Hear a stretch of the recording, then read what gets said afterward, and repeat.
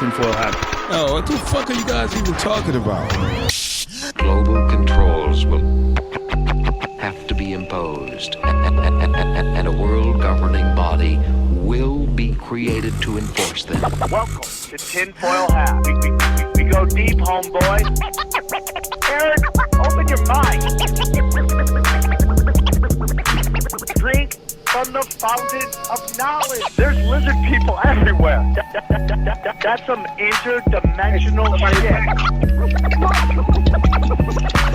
Wake up, Aaron. This is only the beginning. Dude, you just blew my mind. Are you ready to get your mind blown? Good morning, Swarm, and welcome to Tinfoil Hat. You know I am. You know I'm here too. I'm here too. Rock! There we go. Guys, thank you so much to everybody who came out to Huntington Beach, to Kansas City, and to Omaha, Nebraska. Not bad for a first time in a town.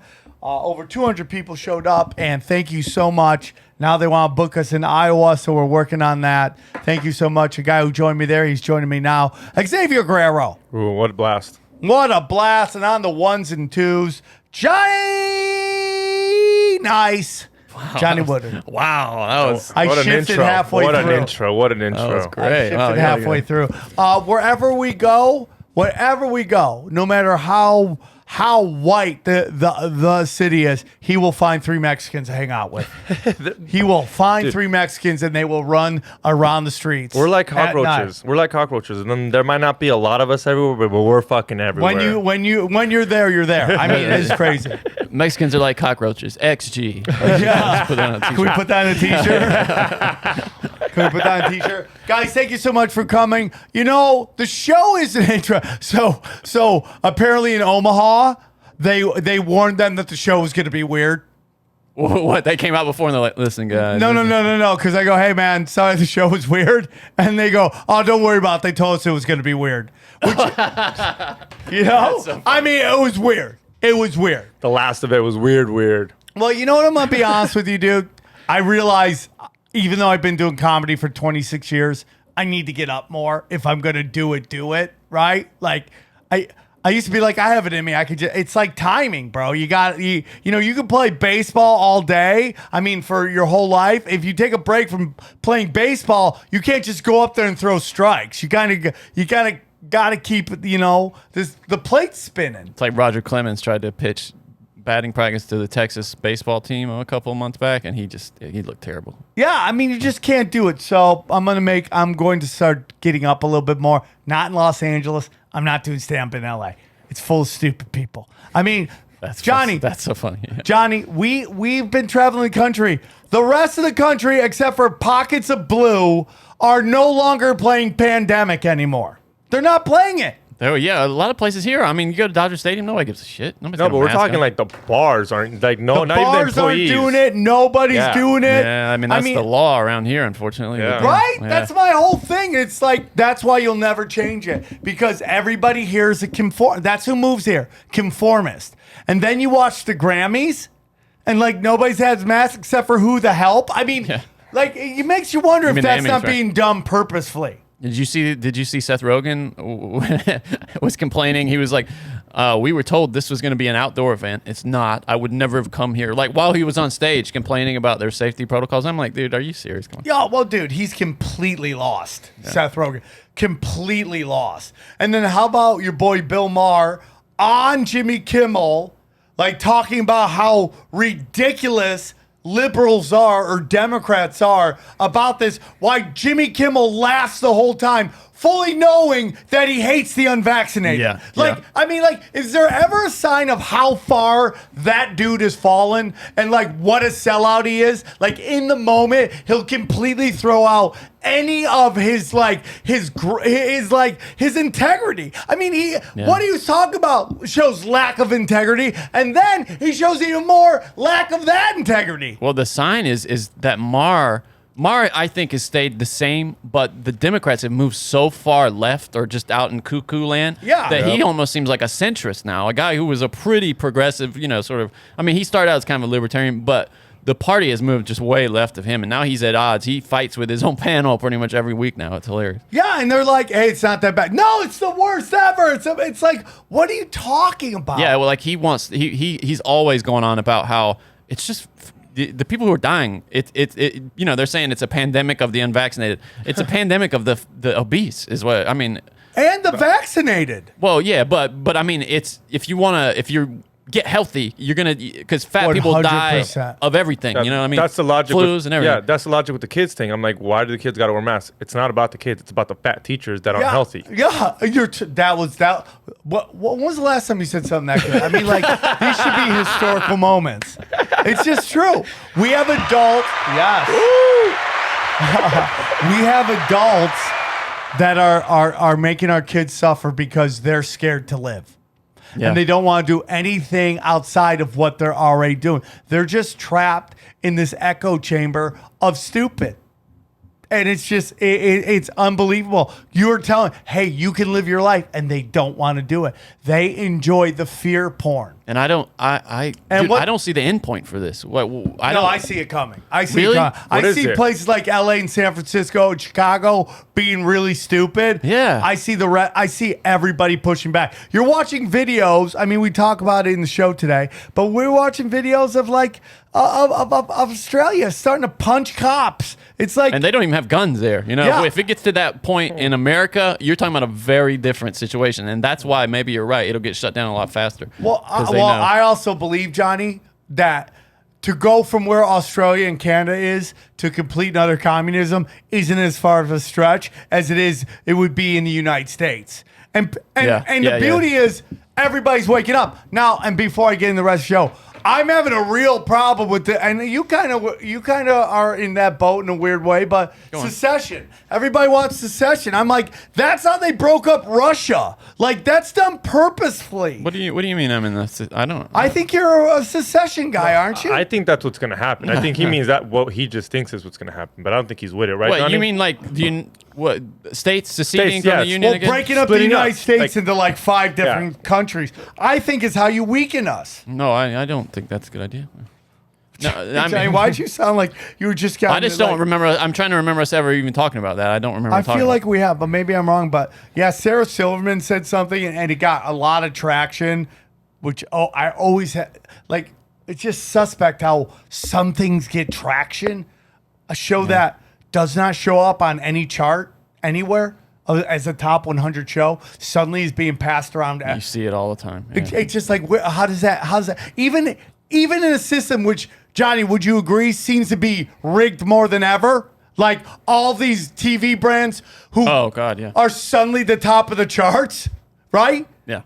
So now you got a show that isn't in the top of charts, who's an industry darling, is suddenly says one thing and everyone's passing around this video. It just makes no sense to me. But I think it's very dangerous to talk about that. Because if you look at what happened to the USSR, it was a superpower, then they broke it all up. Yeah, I mean, and I do think maybe this is what you're talking about. I do think that states should be allowed to secede, but I don't think it's a good idea. No, I think States, some value to the union. I think each state should be sovereign, but it should all work together as one country. Well, that's what I mean. Now what you just described there, though, is sort of like a Confederate States of America situation. I mean, more loose union, less federal, less central. I don't think we can trust the federal government. Yeah, I don't I either. think it's been completely co-opted by corporatocracy. Well, it's grown so much past what it was intended. I mean, Yeah, it's just but they swallowed up so let- much power. So, getting into a lot of these conversations and this conversation we're having, I wish I would have, that's why I wanted to ask. Like, they talk about how our forefathers were Freemasons, right? Yeah. And they set up this system that allowed states to be more powerful when it comes to making their own decisions than the federal government. That's a very smart idea. But then when you start talking about free, we get into some stuff today. We're going to talk to Taria, but it's really, it's a whole different conversation, and it's a really great conversation. Big time, yeah. And she brought up about the old Freemasons versus the new Freemasons, right? And I do believe that happened. I believe that was a group that got infiltrated and they got flipped. So, anyways, a lot of great things going on. Tinfoil Hat. The big 500 is coming. They've added a couple more tickets, man. So if you want to grab them now, because when they're sold out, this group of tickets is gone. It's going to be a party. It's going to be fun. A room full of like-minded swarm. Grab your tickets. Celebrate. The 500th is only happens once. When I go ahead and get knocked out my COVID, so I don't have to worry about it, I can, show up without a mask. Back. He's back. Johnny, how convenient. Right after you're supposed to go live at Huntington Beach, suddenly you don't have COVID. That's so convenient. It's funny how medicine works, man. It's so weird. Okay, all right. The guy who had the longest COVID ever. Anyway, moving right along. So go to samtripoli.com. A new show has been added. It is not on the website. I'm about to add it today. I will be at Soul Joel's Comedy Club in Pennsylvania. That'll be October 1st. It says Tinfoil Hat Live Podcast is not podcast. It's stand-up comedy. I'm doing stand-up comedy. I don't know why it says podcast, because it's not a podcast. I will get that changed today, and we'll go from there. I'm going to see if I can bring Chris Neff and Howie Dewey and do some stand-up out there from Cash Daddies. Yeah, so go to samtripoli.com. Guys, Rockfin has been on fire. Oh, yeah. yeah. Go on. You got a couple shows still. You still got that Salt Lake one. That's in November, right? Yeah. Too soon? Yeah, I mean, I'm gonna be. Just I'm gonna be, run 'em. and I have to post. Also, Boise's going up, so I'll get all that up today. Those will be the new dates up there. So I'm working on it. And if you know a comedy club that you want me to come out and perform, have them contact me. And it doesn't got to be a comedy club. He's been doing hole in the wall type of joints. Dude, I love hole in the Yeah. walls, dude. If it's I heard you like holding the wall. Yeah. Johnny. Good, well played, dude. Well played, guys. Let me just tell you something. Rockfin has been on fire. I'm working on getting some other names there that you're gonna be very excited about. Ooh. Just go to rockfin.com and check out who's there. All my premium content is there. Any hints on the name? Dude, we'd ruin it. I think we'd ruin I know it. who it is. I don't want to say it because I don't want to jinx it. Yeah. There's two people I'm working on. Oh, look at that. Broken Simulation, number 36. Wow. Check it Wow. out. What do you mean? The video's on there. It's on On the where? on the 36. front page. Oh It's on my front God. page news right Winner, there. chicken dinner. Check it out. Is that the newest one? The It newest and new? is. It is, yeah. The one we just recorded? It is. Oh, yeah. snap. I thought that was a good one. Yeah, it was a good one. I brought a lot of heat that day, but you can get my Tinfoil Hat Premium there, which is Q&A and a daily dose. You can get Zero, which has been fire lately, okay? You can get, what else is on there? Oh, Conspiracy Social Club with Brian Callen is on there, and also Broken Sim First Look. For the and stoners, we got We Don't Smoke the Same. We Head Don't over Smoke there. the Same. I'm trying to get some more weed people on do there. it. I'm working on it. Okay? Whatever they're paying you is not enough, by the way. Nobody works harder to promote Rockfin than Sam Tripoli. Well, because I believe in it. And guess what, man? It's only $10. Think about all these different Patreons you have to sign up for. $5, $10. Yeah. Here, you pay one $10 fee a month, and you get everything. There's so much crap on television, man, that you don't have to watch anymore because there's so much wonderful content at Rockfin for only $10. And if you do a year subscription, it's even less. So go check it out. Support us. Help us by supporting Rockfin, and go check it out. T-shirts are on fire. Apparently, according to Johnny, there's some controversy with our newest T-shirt. Yeah, I got a few people tweet at me about this. It Taliban is called the skydiving team. Afghani skydiving team. There's somebody that follows us that was working on getting people out of there and was mildly offended by this. Hey, we sold out these T-shirts, so they loving them. Yeah, the people love it. And if I thought it was real, I wouldn't do the shirt. The art is amazing though. It's so funny looking at your face falling out of that airplane. So go check it out. That's there. I got a new one about to drop too. Is that shirt you have on for sale? What is that? I really like that. That's what I was wondering. I was going to ask him if that's going to be fan made exclusive. this for That's me. really cool, man. It's a loyal to the foil, and it's in a foil type, Old English typeface. A and fan at a show made it for me, so I thoroughly. A couple enjoy it. people were shirt, asking man. for the chicken snake god. It's limited edition, but there's still a couple left. So There's still a couple left. Buy it, because when they're gone, they're gone. limited to 10,000. No, it's not that, dude. It's a small number. I will never do a higher number than that and tell you it's a lower number, and I will never resell it once it's gone. So anybody that was asking for these at the show, I told you they're online, and there's a couple left. So There's a couple hop on left. it. Once they're gone, and you'll never get another one of it. So that's how it is. Anything else, guys? Oh, you got Tinfoil Hat. It's a wonderful show. If you love me and you want to hear me talking about other subjects, I have other shows. My show with Johnny's show that he allows me to sit in on called Broken Sim, starring Johnny Woodward presents Broken Simulation, starring Johnny Woodward and his trusty sidekick that he got off the side streets. Sam Tripoli is a wonderful show. You just gotta go listen to it for free. We met at a hole in the wall. We met in the hole in the wall.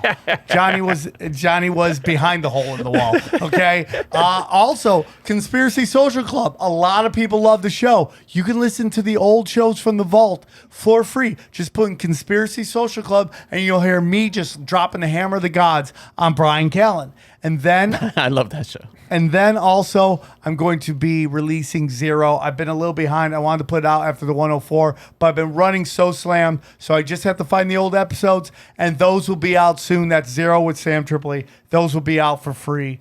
And I don't think I'm going to put ads on there. And No Lives Matter is still out at samtripoli.com, and someone got demonetized. I got monetized. Oh, you got monetized. No, you got monetized. I always fuck up on Mexican. I got monetized. Is that other stupid channel going? Johnny? Yeah, still going. Hey, let me look it up. What is it? The unofficial? Dude, I swear, if I see you in the streets, bro, they're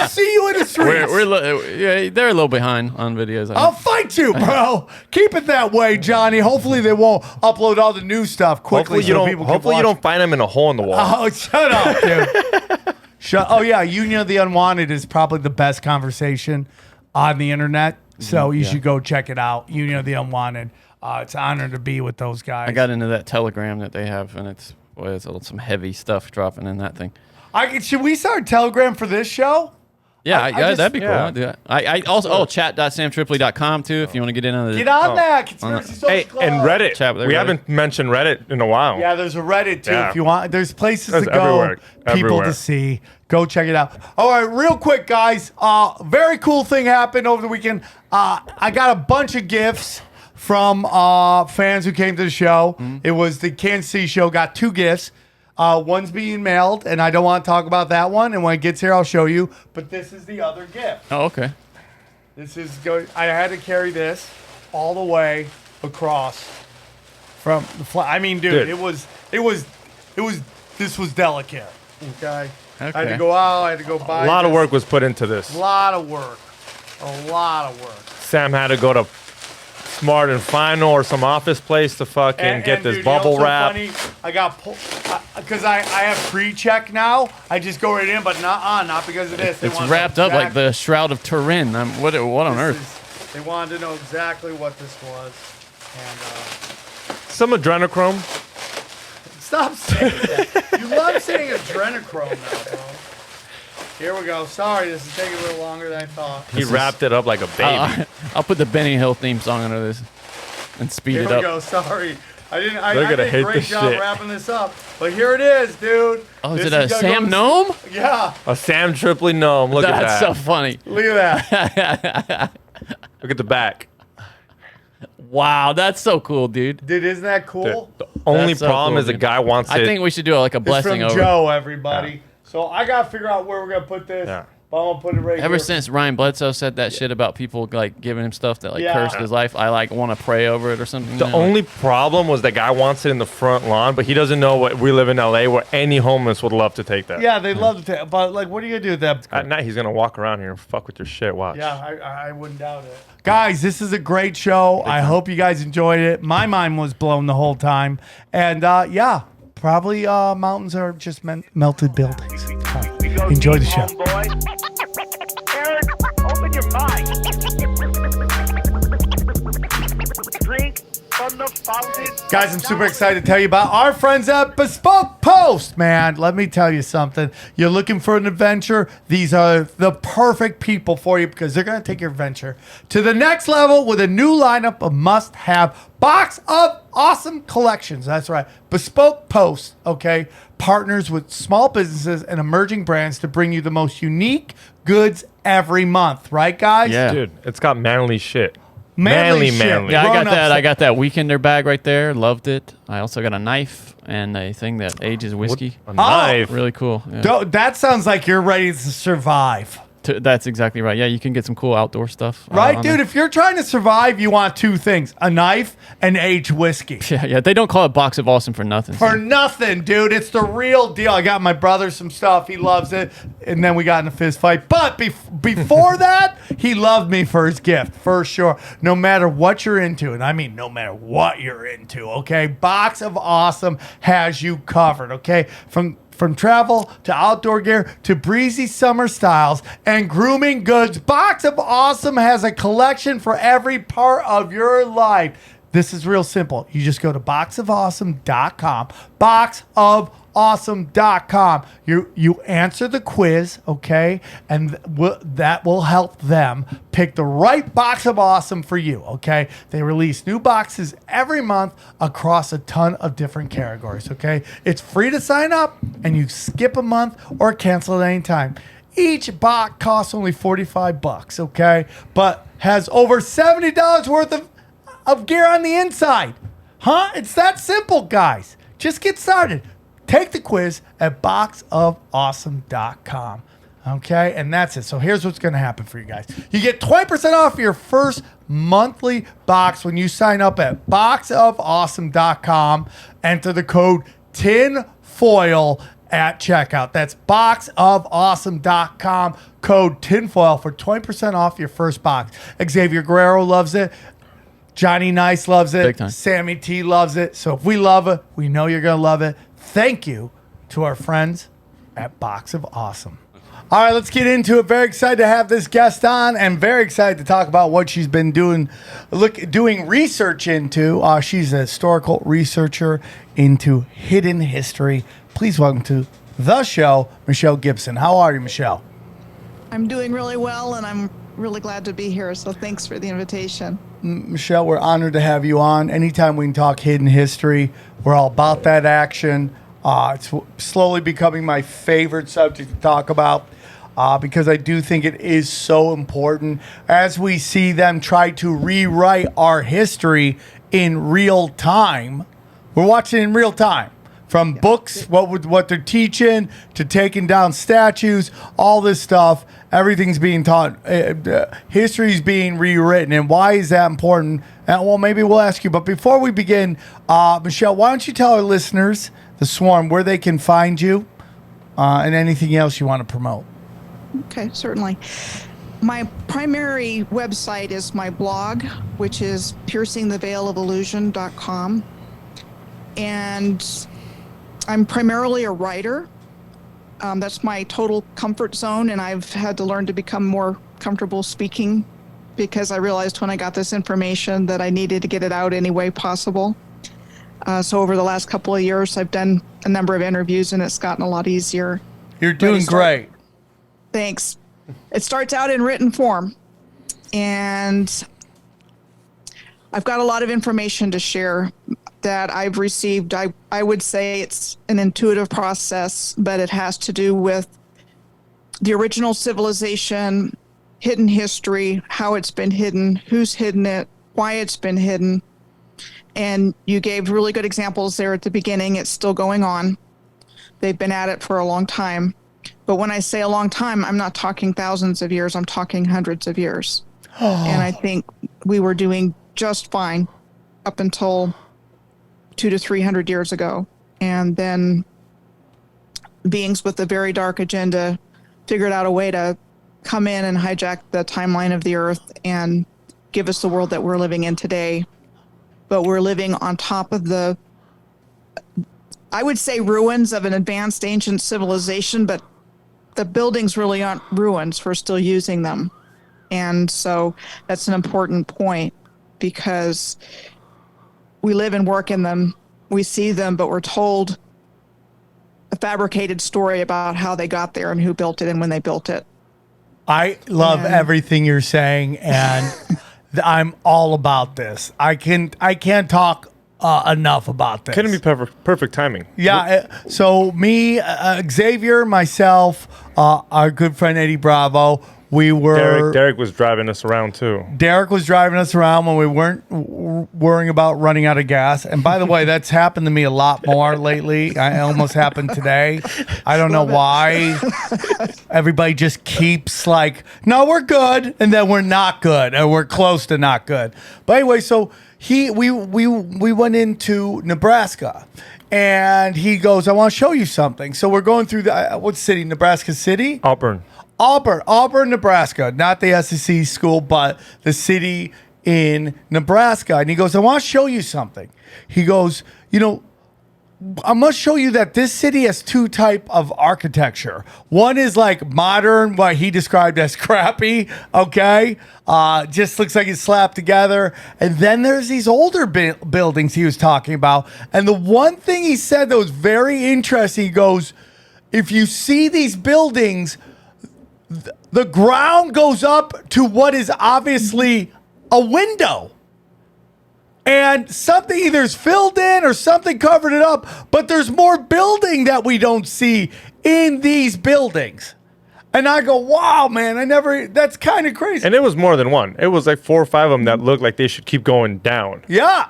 And it was like, next to like what a modern day, like, outdoor mall looking. Like a 7-Eleven like shit a looking. track malls and stuff like that. And then right next to this, very pristine, beautiful brick buildings that have the arches on the windows and stuff like that. And he goes, dude, it's a totally different thing. He goes, and I'd love to hear your opinion on this. He goes, they were able to like wreck a lot of these buildings in these bigger cities, but the smaller cities they just didn't bother with.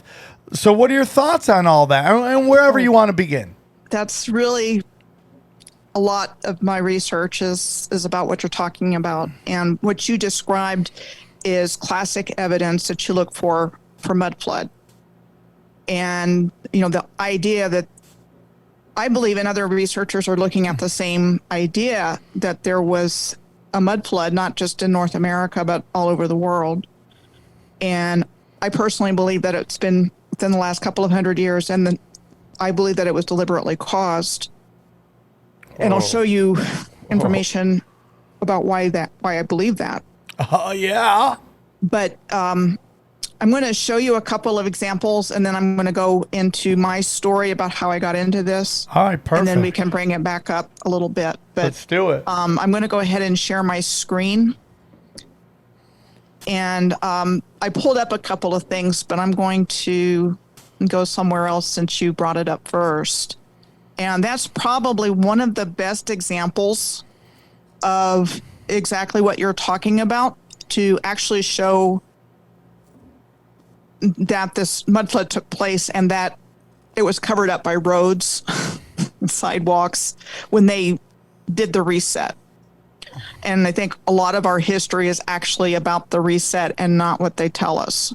So when they were telling us they were building the railroad, I think they were digging the railroad out. Oh. And whatever they're calling immigrants were actually, people that were brought in to repopulate, whether it was from Europe or whether they, raised them here, the whole orphan train idea. Oh, man. But this is in Omaha. So you were talking about Nebraska. Yeah. And so it's St. Mary Magdalene Church in Omaha. And this is an example that's given in a lot of places, but it's a good one. And that's why it is. Because you have historical pictures like this one here. I'm going to move you over here a little bit, where you can see something's going on here. Yeah. And not only that, you've got the railroad tracks down here. And I think all the rail infrastructure was part of the original civilization. You've got a good picture here where you've got a work crew down here that's been busy digging. But one of the reasons I went here is because when you look at a picture like this, That's exactly you how can it looks like. you can see the discoloration on the part where they dug it out. Yeah, and it's just like the layout is just. It doesn't look right, Johnny. Look at that. Does it look like if you were laying down a foundation for a building, that you would kind of do it on a slant like that? I mean, it looks like there's a window that's not fully uncovered. The last one. Yeah, well, yeah. If you look at the bottom there, They didn't finish on digging it out. Exactly what we saw. We saw buildings where like it would be ground, and then you see this weird kind of half window hanging out. Like creepy, like if you were like trying to sneak in or sneak out of the house. Now, I don't mind having like a basement below dirt, but when do you actually have like windows that are half covered? Now, in my house I grew up with, we had windows at the top so you can see, but these look like full-on windows that were covered. And they were. And this is such a good example because in this picture, you can see where the street is today. Oh, not that one.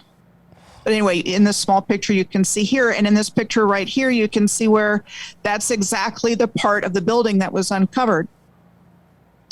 And then they just paved the street right over that. Oh, my But there's clearly more building going down below that. I mean, if they've dug out that much. Yeah, that's You so can tell crazy there's we're still- talking about this because Derek showed us that, and I was like, man, that does look weird. And so I grew up in upstate New York, right?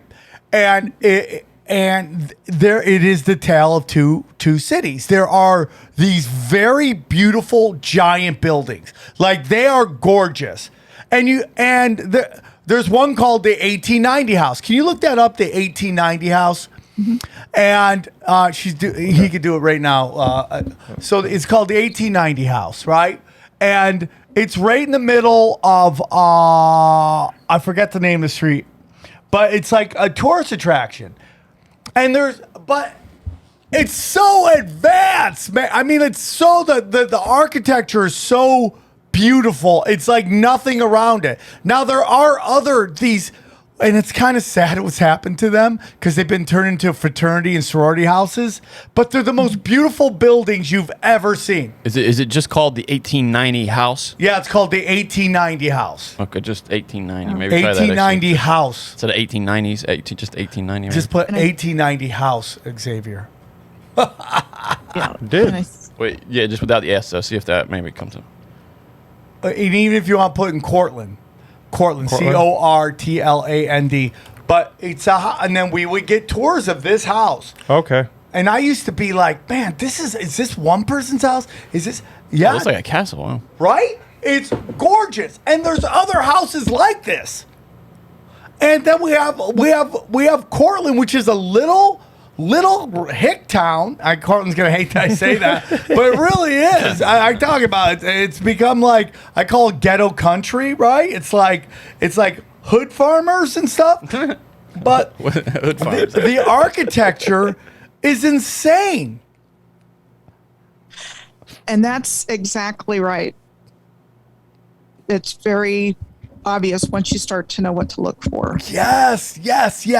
And now you start to see it and you're like, okay, if that's like that, why haven't we built anything like that since? All right, everybody, I want to tell you about our good friends at CBD Lion. That's right, CBD Lion, one of our oldest sponsors on the show, longest running sponsors on the show, and we love them very much. You know, these stressful times, you need tools in your tool belts, and no one can help you more than CBD Lion. I mean, they got everything. They got vapes. They got gummy. They got those new gummies that lemon you ones? Come on, nothing gets better than lemon. Dude, nothing's better than lemon gummies. Okay. They also have the new melatonin slumberberry variety pack, which I've heard is pretty cool. Variety pack, man. And that's what we're talking about, dude. They are the best of the best. I love them very much. They always come to my live shows and support. And here's what's really great, okay? They have everything you need, man.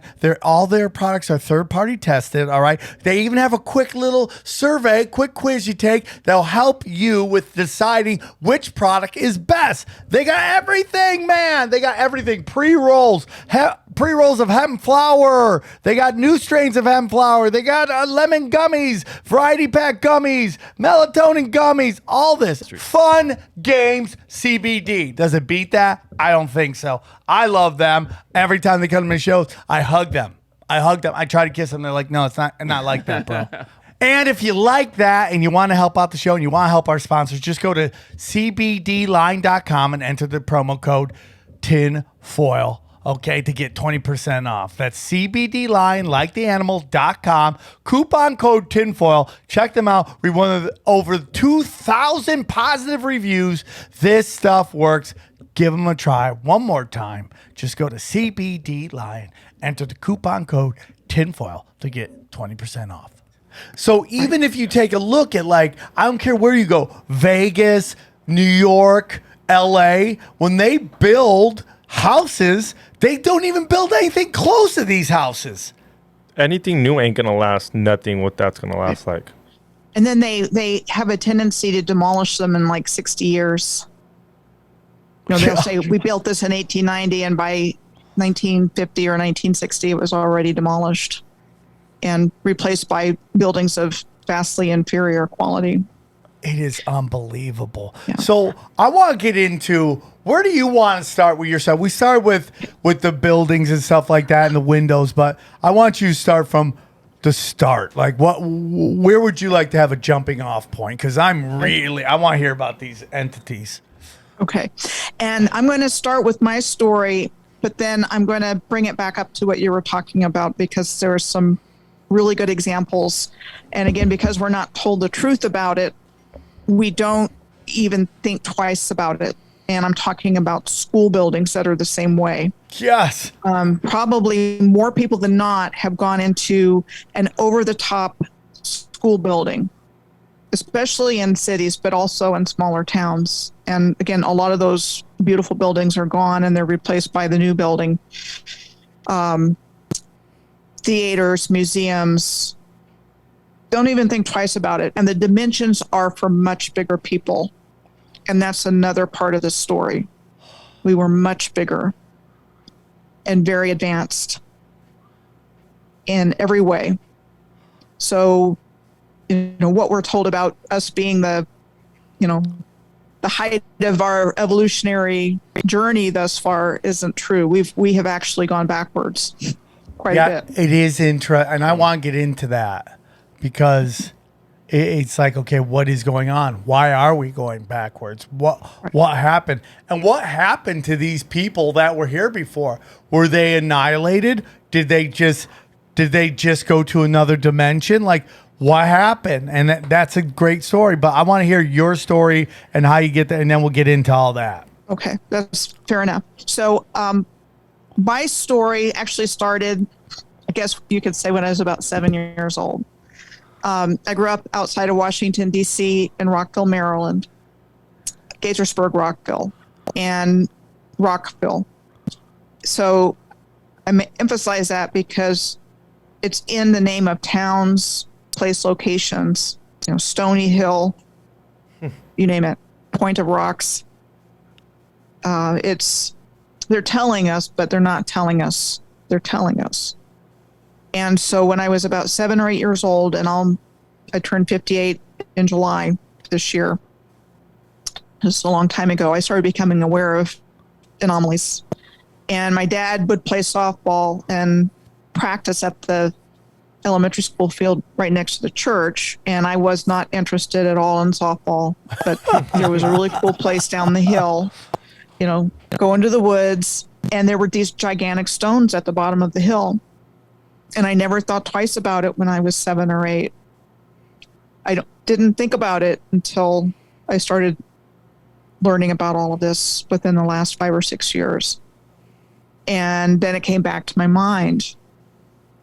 And it was right next to Rock Creek. And if you look at photos of Rock Creek in Washington, D.C., you see gigantic stones in the river or in the creek, but I think they're canal systems. I think rivers and creeks are remnants of canals. And in some places, it's obvious they're canals with masonry banks. And in some places, the stones have been removed or it's overgrown and you can't tell anymore. But it used to be canal systems. And that's just not just in North America, that's all over. So the ancient civilization was as comfortable on land or on water as on land. And everything was set up that way. So I noticed things as I got older in my environment that I'd be like, what's that doing there? I lived next to a golf course when I was a teenager, and the house that we lived in was like the flattest lot on the street. And I first realized that golf courses are cover-ups of mound sites. You know, all you have to do is dig out the top of a mound and you have a sand trap. But also that more than likely I grew up on top of a flat-topped pyramid because the houses at the bend of the street were really steep. There was a steep backyard. So the Lindley Terrace was flat, but about half the houses on my side of the street had a backyard that went like that.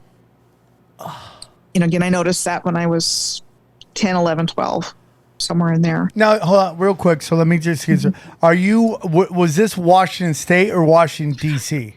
So I was raised outside of Washington, D.C. Okay. In suburban Maryland. And like, all you have to do is go and look at Washington, D.C. and just see that there's architecture there that you don't see anywhere else. And what do? So this is interesting. We get told this is Freemasonry. That's what we get told. This, look at this. It adds up to this. It shows this. This is all Freemasonry. And you're like, that's interesting. Is it Freemasonry? Or is this another way that we are talking about? Johnny, stick with me. Don't give me squinty eyes, okay? Is this another way we're told about the Egyptians and the pharaohs with the pyramids? It's all the same civilization. It's all the same. And that's been the really obscured part of it because Freemasonry is a usurpation. What we know of it as Masonry is a usurpation of the original Masons, the Moorish Masons, which go back in time, back to Lemuria and Atlantis. It's all the same civilization. That's what my research is showing me. And that it was worldwide. You have obelisks all over the world.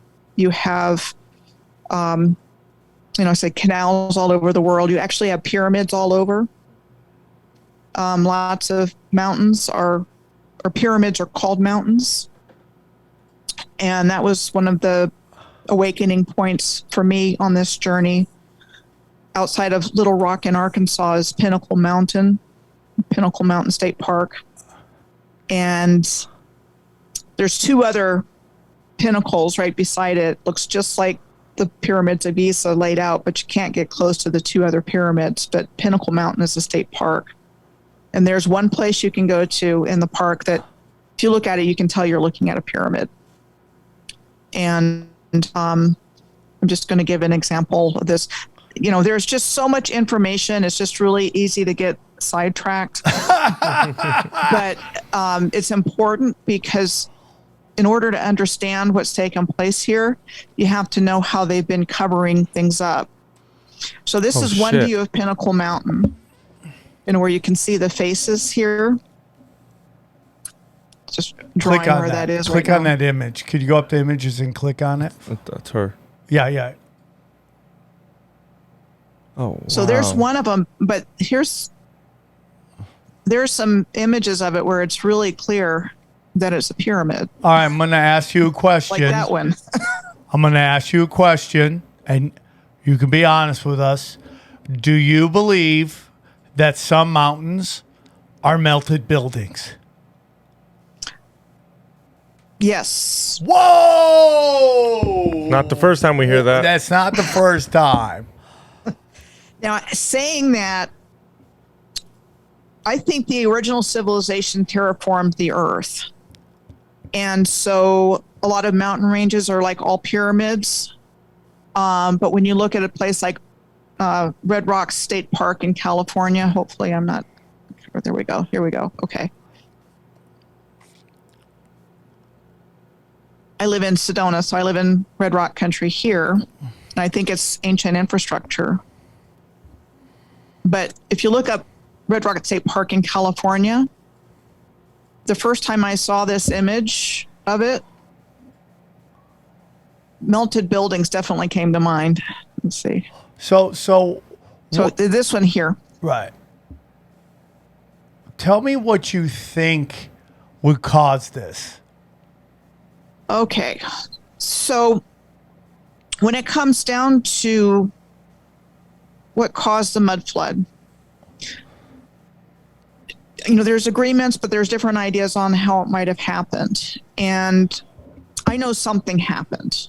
And I've got a belief that the controllers created a 3D time loop between 1492 and 1942. 1717 is the midpoint year. There's 225 years on either side of 1717.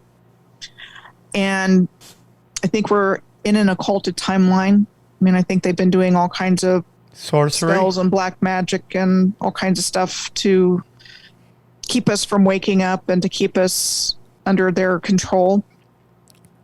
I think they're using a very sophisticated grid system in reverse and opposite of its original intention, which was to benefit life, to keep us under control.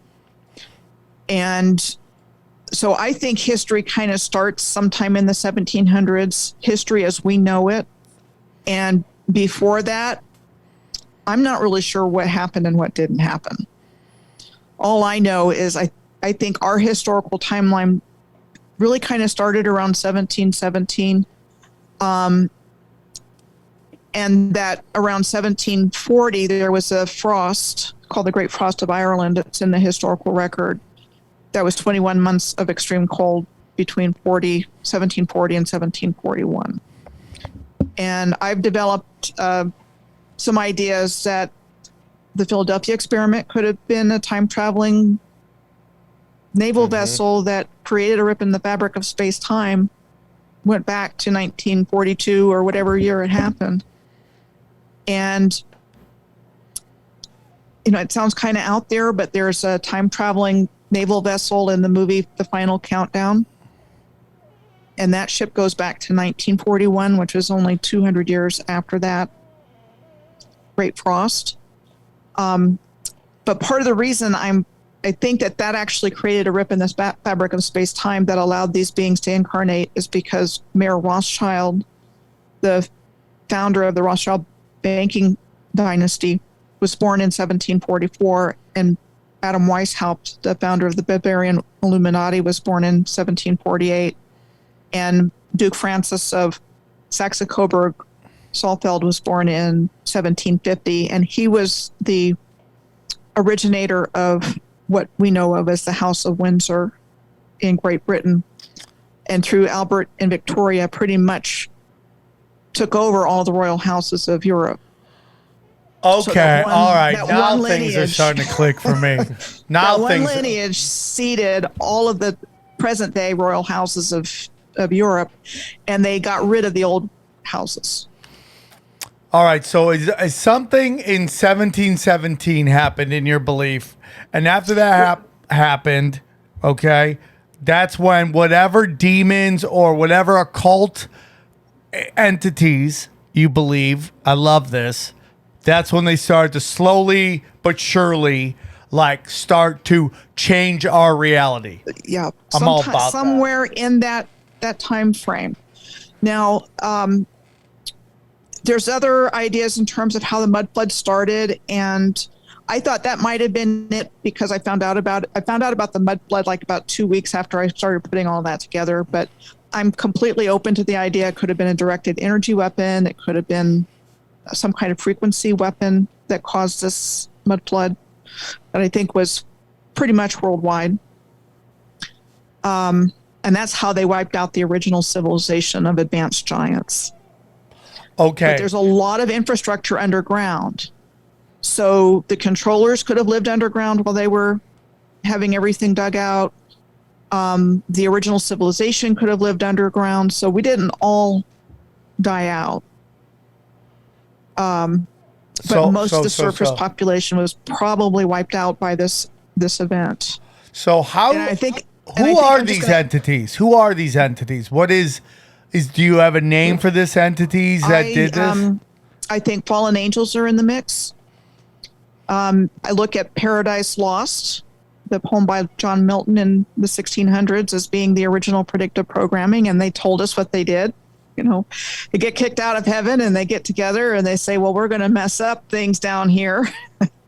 And Satan went up to the Garden of Eden in the poem and convinced Adam and Eve to eat the fruit of the tree of knowledge and, good and evil. And then we got kicked out of the garden because it was our fault. And I think the original civilization knew exactly who they were, where they came from. No questions about what the shape of the earth was. Very advanced knowledge. And they aligned everything perfectly on earth with heaven and their own civilizations and communities. So would you say these fallen angels are like archons? Is that what you believe? So I think fallen angels are part of it. I think it's an unholy alliance of negative beings. Archons are definitely part of it. I think reptilians are part of it. I don't know if you've heard of Chimera before. No, what is that? That's another negative ET. Chimeras? Chimera. Is it Chimera one thing or is it a group of people? There are beings, they're negative beings, maybe spider entities. I don't know if you're familiar with the idea of spider statues showing up all over the world, these big gigantic spider statues in certain places. What? Nephilims. What do you mean they just show up? Well, they're art. These gigantic spiders are artwork in a number of places around the world. And Chimera, my understanding is, tend to present as spider beings. And so they're part of this Anunnaki. You think they're negative? You think they were... I don't know. And that's what I was just going to qualify that with. I've heard of positive Anunnaki and negative Anunnaki. And so I haven't really gone too far into that. I've looked more at the reptilian and the Archon involvement than any of the others. But if in alternative media, if we hear the name Moloch in the present day, and we do, that it means that there's something to that. So Moloch was one of the fallen angels that was in plotting with Satan in Paradise Lost.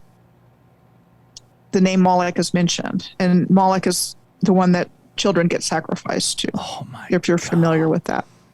So this starts to click with me because I do believe that there's like whatever they are, whether they're reptilians or giant ass spiders or whatever, they're parasites in my humble opinion. Right. And they are definitely running game on this whatever we live in. What do you think we live in? Do you think we live in a flat earth? Do you think we live in a simulation? What do you think? Okay, so this is a good place to talk about my story because I didn't start out from a perspective of a flat earth or even sphere. I was following ley lines. And I became familiar with sacred geometry around 2007, 2008. I went to a Flower of Life workshop in Alaska where I was living in Fairbanks. I learned about sacred geometry. And sacred geometry is very, very important to understanding this. Without it, I would not I would not be sitting here talking to you or doing any of the work that I've been doing. So I have been interested in alternative history for a long time.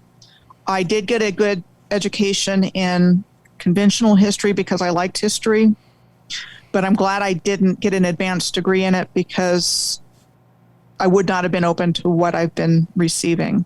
And I probably would have already had the programming in mind about what our history is supposed to be. Right. But I did get familiar with it. So when I'm doing my research, I kind of have an idea what's going on already in our historical narrative because I learned about it in high school. So my original research began after a friend. I was living in Oklahoma City. This is between 2012 and 2016. Gave me a flat map, which has traveled a long distance with me and isn't in the best of shape anymore. It's definitely fallen apart on me. But I had this sitting beside my dining room table, and I started noticing cities lining up in lines in North America. Because I had learned about sacred geometry and other earth energy researchers talk about it a lot, that I was, by the time the internet came around and you could find alternative media programming about these kinds of things, I was watching stuff like that. I started noticing, okay, so this is the Star of David. Whoa. Right. Okay. It's also known as the star tetrahedron and the Merkaba. And that's the same as our human energy light body. Okay, it's the same idea. This is a 2-dimensional, but ours is 3-dimensional, and it's in our energy field and it's around us. Got you. Okay, so I found this line from Edmonton that goes down to Ottawa. Down here. When you mean by a line, what does that mean? These are cities. This line is formed by cities. Oh, so along the way, each dot is like a city. Yeah, it's a city. It's Edmonton, Saskatoon, Winnipeg, Thunder Bay, Ottawa. So I drew this line down here, and I drew it back up to Edmonton, and this goes down through Toronto, Detroit, Indianapolis, St. Louis, Tulsa, Oklahoma City, Lubbock, El Paso, Hermosillo, a little bit into the ocean here, and then I drew this back up to Edmonton, and then I thought to myself, I wonder if I can find another one. And so that's when I found this one down here, which with Merida down here. So that's a city. What's going on with the one that's in the ocean? Well, that's kind of the dimensions of the star tetrahedron from what I could estimate. I mean, that's about where it would be. So there could have been a landmass there at one point, or something going on there. I think there's a lot of sunken lands, and that's coming up more. When that happened, we're told 12,000 years ago or 25,000 years ago. I don't have an answer to exactly when the original things happened. I don't know how many cataclysms there have been. I love that. But I do believe there's been one very recently that we've never been told about. How recent? That's the one where I say it goes back, I think 200, 300, 400 years, somewhere in there. Something happened. That caused this mud flood, that caused all those sunken windows and doors, and that our civilization as we know it was built on top of that. So when the mud flood happens, how does it happen? What is your belief on what the actual event was?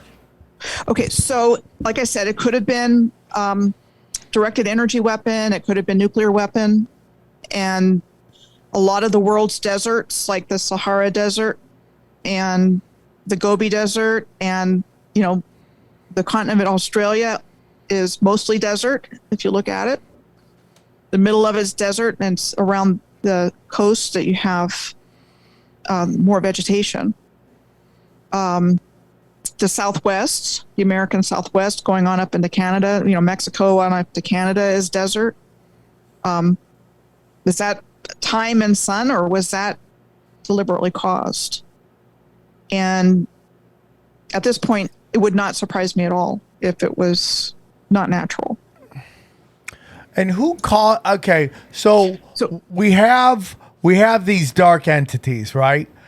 Did the dark entities cause this to get rid of the Tatarians? And was there a battle between the parasites and the Tatarians for a very long time? Like for me, I always think like, was it Khazaria versus Tataria? I mean, because a lot of people believe Khazarians are the real ones, and when the Bible talks about the synagogue of Satan, that they're actually talking about the Khazarians and not Jews, and that's a very delicate conversation to have because people just lose their fucking skulls, excuse my language, and they can't even have a conversation about what that actually means. And when you bring that up to people, in particular my Jewish friends, they freak out. And I'm like, I'm actually saying that Jewish people aren't the ones doing all this crazy stuff. That it's people masking themselves as Jews that are causing all the problems. Right. And you're right. They're masking themselves. However, I believe that Zionists are the top level of the Catholic Church, the Jesuits, what you might know about the Pope. For sure. and I'll show you a really compelling picture here in just a moment. You have Mormons, and again, the top echelon, the Mormons are Zionists. Top group. This isn't every Mormon. It's just like, well, I say this all the time. Not Catholics. Every Jew is a Zionist. Not every Zionist is a Jew.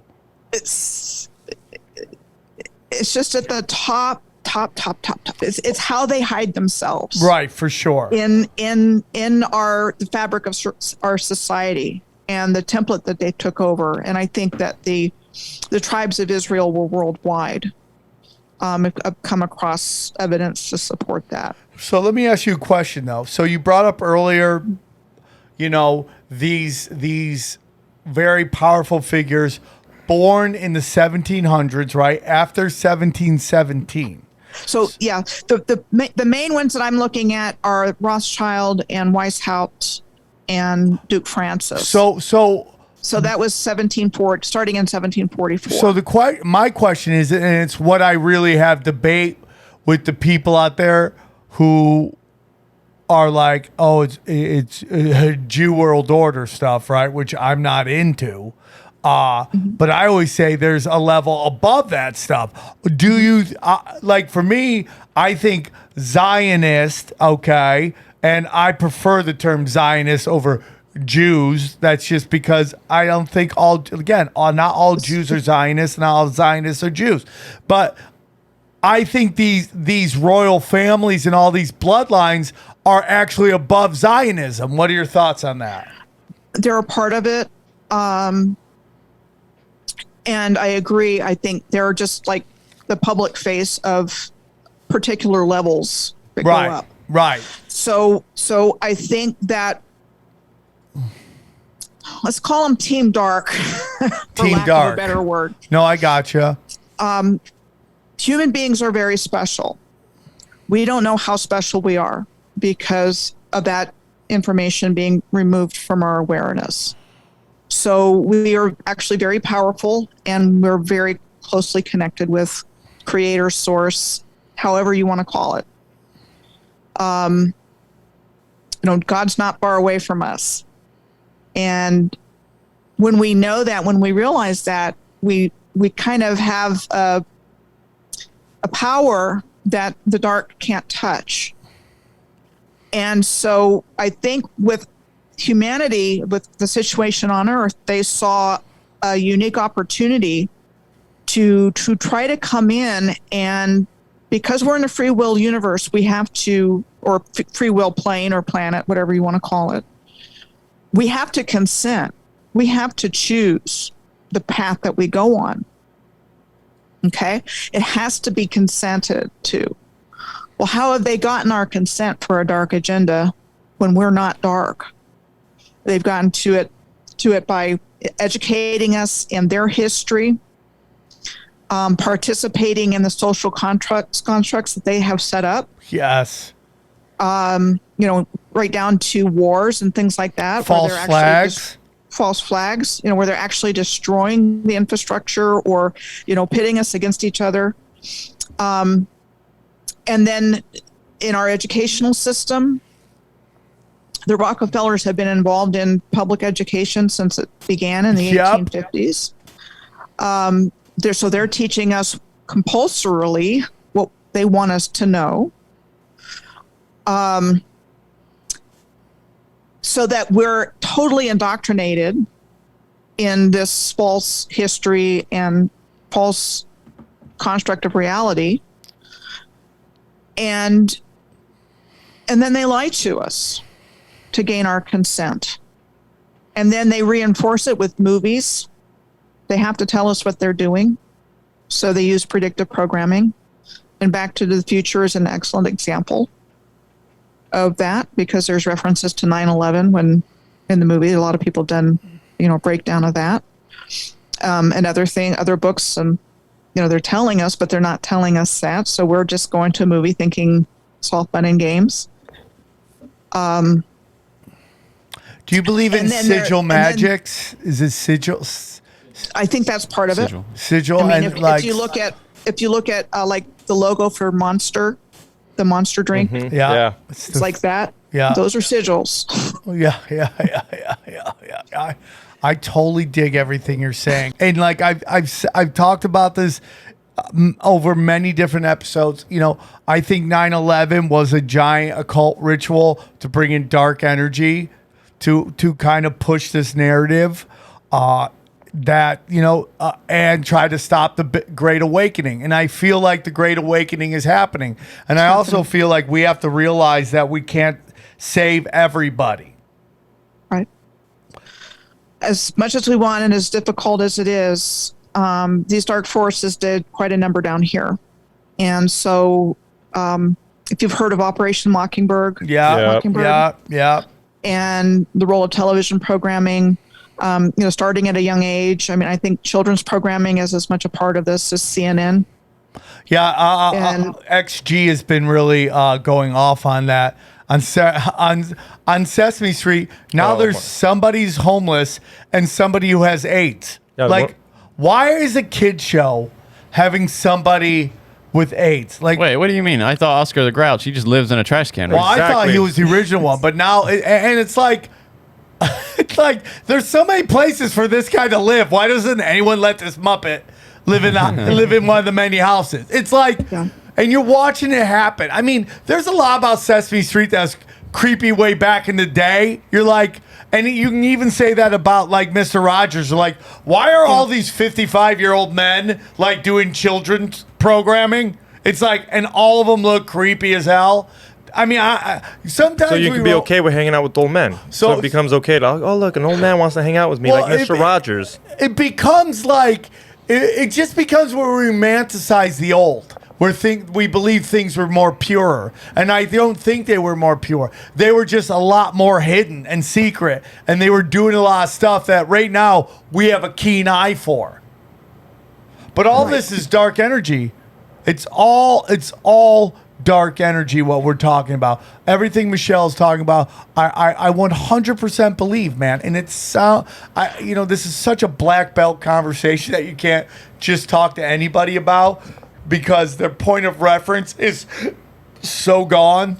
I mean, well, this connects the dot with that crazy episode we had, the World Fairs. Like, do you believe the World Fairs was all about reteaching us new shit that we didn't know before? So I believe that the World Fairs were showcasing the original civilization before it was destroyed, and that they tell us is that it was temporary when it was built, and that these incredible structures were built like in a year or two, or a year or less, and then they destroyed the buildings afterwards. It makes And I think no what they were sense. doing is that they were showing the elite of the day this wonderful stuff, but they were taking credit for it and they didn't do it. It wasn't theirs. It's like this, we've got this. And, they proceeded, all of this knowledge that they've hidden from us is, in effect, probably been used against us. Weather warfare. I think we're seeing that. weather, earthquakes, and things like that. And again, I'm not just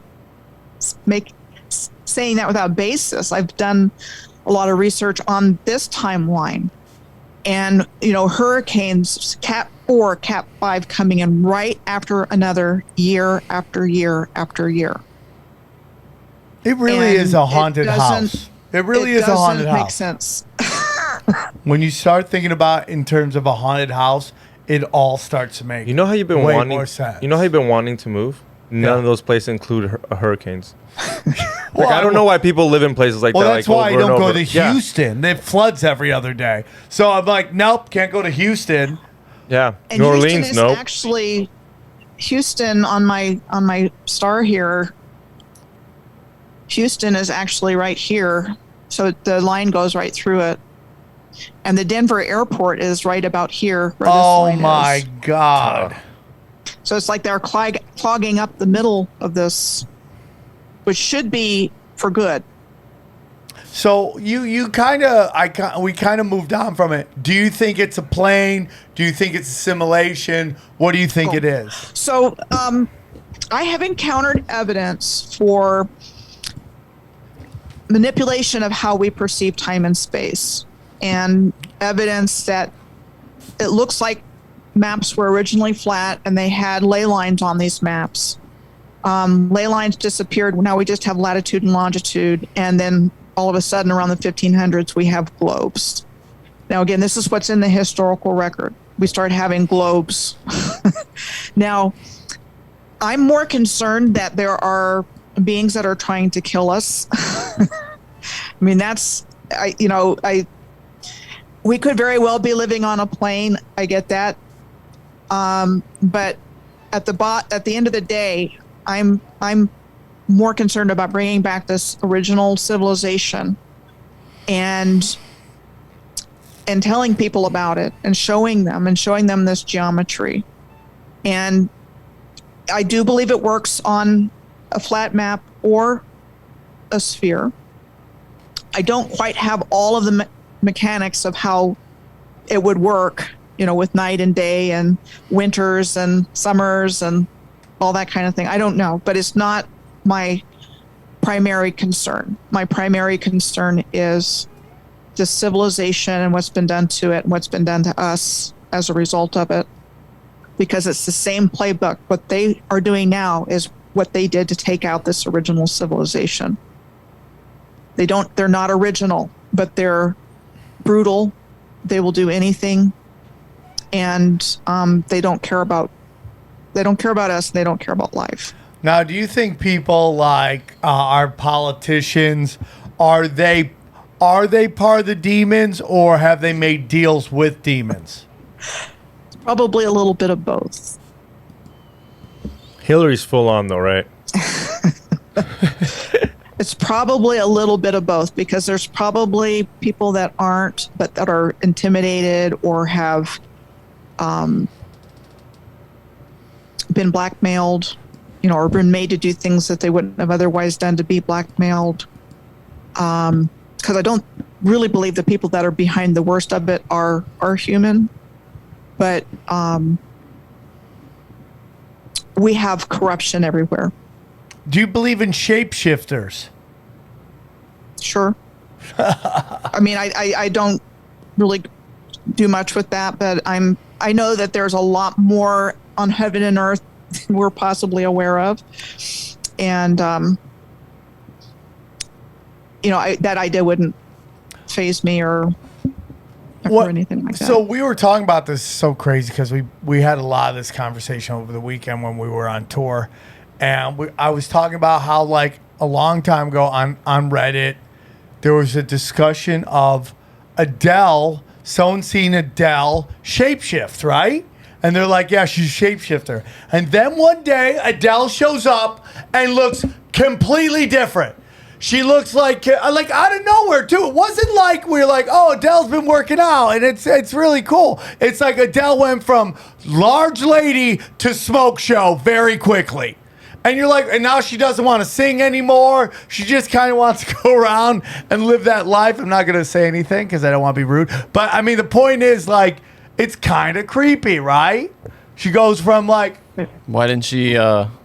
You think she got the ability to shapeshift or something? no, Like she- I think she shapeshift. But why wasn't she? Why didn't she just? Why wasn't she just skinny from the beginning? If she, Because that's the narrative that they played, right? I mean, like that. I mean, think about it, man. I mean, you got that one chick who's like huge, who can't stop wearing bikinis all over the place. Lizzo.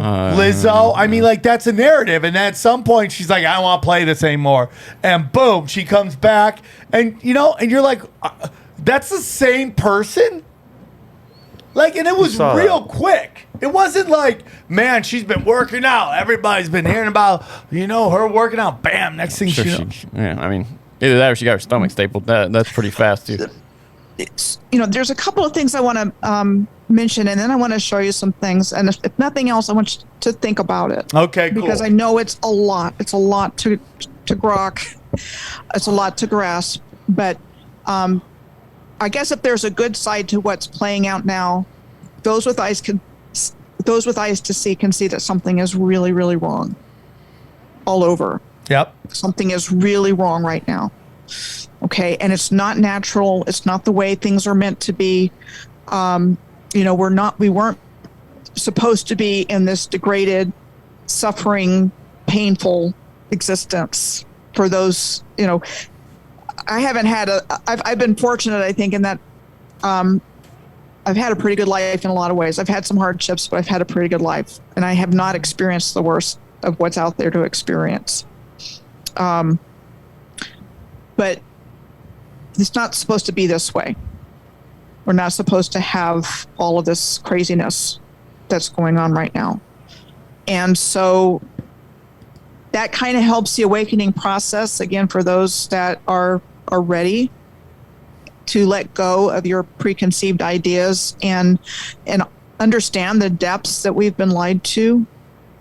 You have to, it requires letting go a lot, because whole careers are built on it, or your whole history, your whole family history, what you've been told by your ancestors. It all is tied into this. And I try not to upset anybody's apple carts in my own family, which is about all of them, about this subject, because they're invested in that narrative and what they believe. So it really, the internet and the communities available on the internet are great, because people watch it if they're ready for it. Or get something from it if they're ready for it. But I do want to show you some things to really drive a few things home. Perfect. About my work, because I'm not sure how much time I have, and I can go on and on and on. But the first thing I wanted to bring up was a high school. And this was really the first one that I encountered. This is El Paso High School. Wow. All that for high school? Yeah. That's the point. That looks more like a government building from ancient Greece or Rome than a high school. And I encountered that one following an alignment around the world, actually. And, because of our conditioning, I would imagine, 'cause I didn't go into a high school and a school that looked like that, but I imagine kids go to school and they don't even think about this building that they're going to school in, really. That looks like some It Harry. is insane. That looks like some Harry Potter. So if Like you Hogwarts. do this, go into your search bar if you're listening, put in El Paso High School, and what you're going to see looks almost like a coliseum in a weird way, in that there's this really gorgeous building that has like kind of along the lines of what you're talking about, which was like a leveled pyramid almost in a weird way, with seats in front, stadium seating or bleacher seating in front of a football field.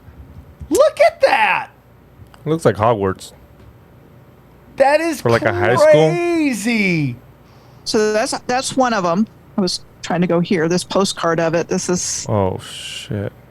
maximum seating capacity of 8,000 for a high school. $500,000 to build for high school. My high school had like 10. But it doesn't stop there, because And that's a school for 8,000 kids. No. She said the capacity No, of of the stadium. seating. The seating. Oh, that's my hometown almost. Must be some kind of football to have 8,000 My high school had 10,000, capacity. and it was in a dumpy county in North Carolina. So this was Duluth Central High School, Oh my God! and it's still That's standing nice. today. Not all of them are, but this one's still standing, and it's used as like school district administration offices and things like that. There's actually a bell tower at the top of it. There's like 5 bells that were installed sometime in the early 1900s. Now, this is the old Toronto City Hall. You know, to give you an idea of how close it looks to the high school. Now, what is that other one? This is the City Hall. The other one was a high school. This is still standing in Toronto, but it's been replaced by the new City Hall. But the old City Hall is still there. And then Hanley High School, somebody mentioned to me, this is a high school in Winchester, Virginia. My God. Look at that. It looks like the White House.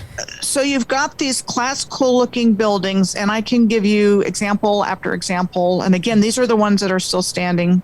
There's a lot more that have been destroyed, but there's a surprising number that are still standing. And I think it's Central High, no, it's East High School. School in Denver. Learned about this not too long ago. Oh wow! Look at That's this a high one. school in Denver. one of 4 that are like that.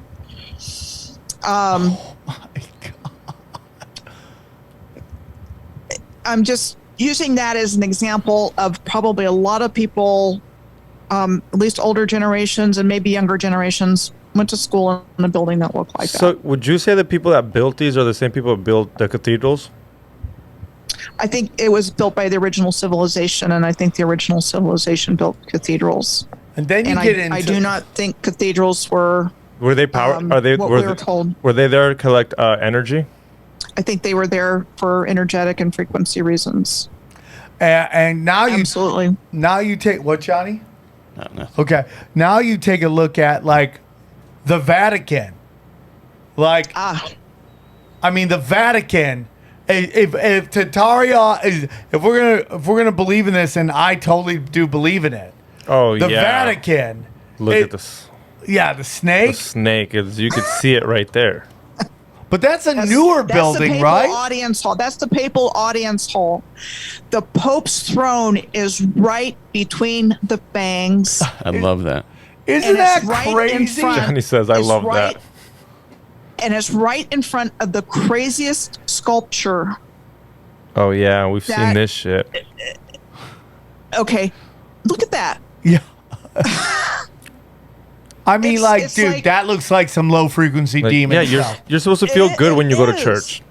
It's like it's supposed to be like the Garden of Gethsemane after a nuclear blast, and all these things are coming up from the nuclear crater or something along those lines. But Rome just looks like What? all the architecture looks like it'd be complete Tartaria, right? I mean, if we're going into that. It looks like Game of Thrones. I mean, honestly, it's like the And Iron those are Throne. the fangs. Those are the fangs right there. I'm kind of showing how this is all hidden in plain sight, Yeah. and It's not even hidden, really. and the I mean, it's just symbolism like- is there, you know. And if anybody has any issues with, you know, talking about reptilians and talking about other, you know, archons and all that kind of stuff, they've gotten away with this because we don't believe it. Well, that you they know what it exist. is, man. I know a very famous comic who is one of the most wonderful people on the planet. I can't say enough nice things about this guy. I think he's absolutely wonderful, and he's a hustler and he works real hard.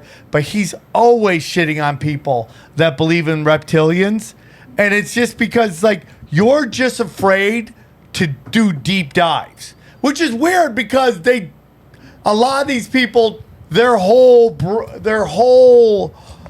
brand is deep dives into stuff.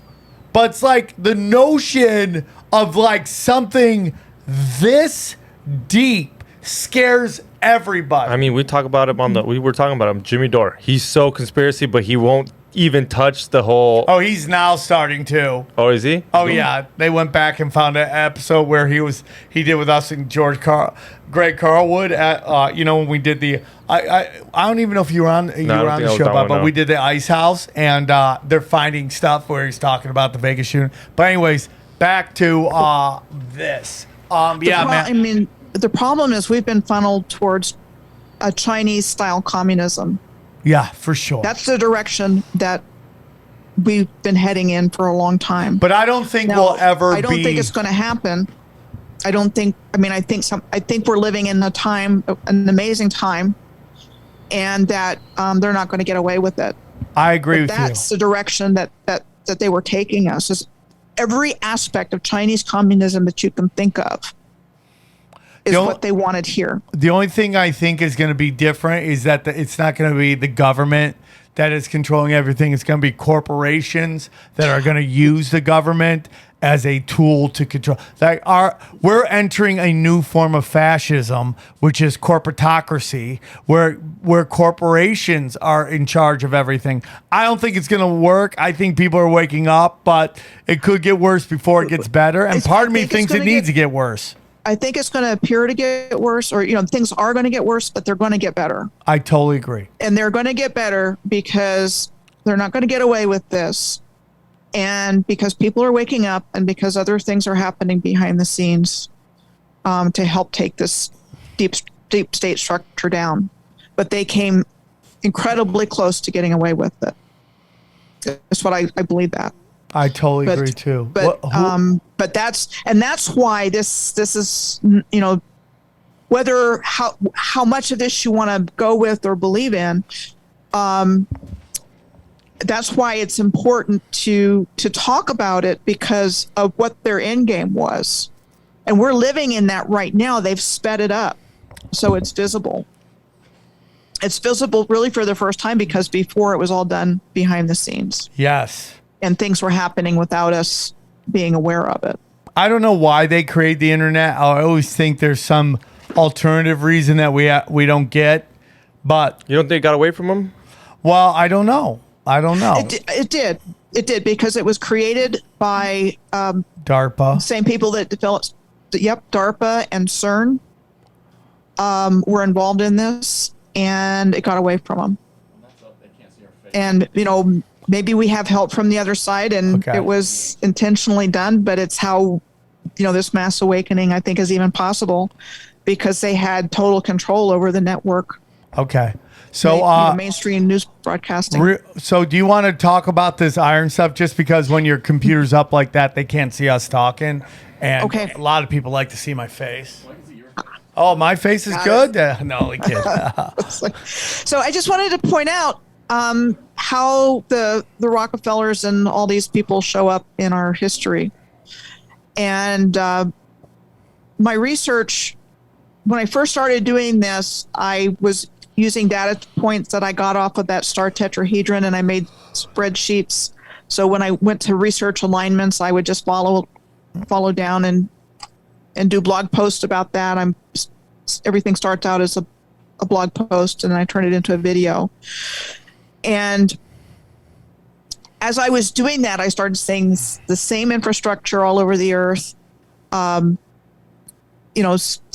Same things in very different places that you wouldn't expect to see them. And then the picture of history started to come out about how this has actually gone down and what they tell us. So they wrote themselves into our history. They grafted themselves on top of everything.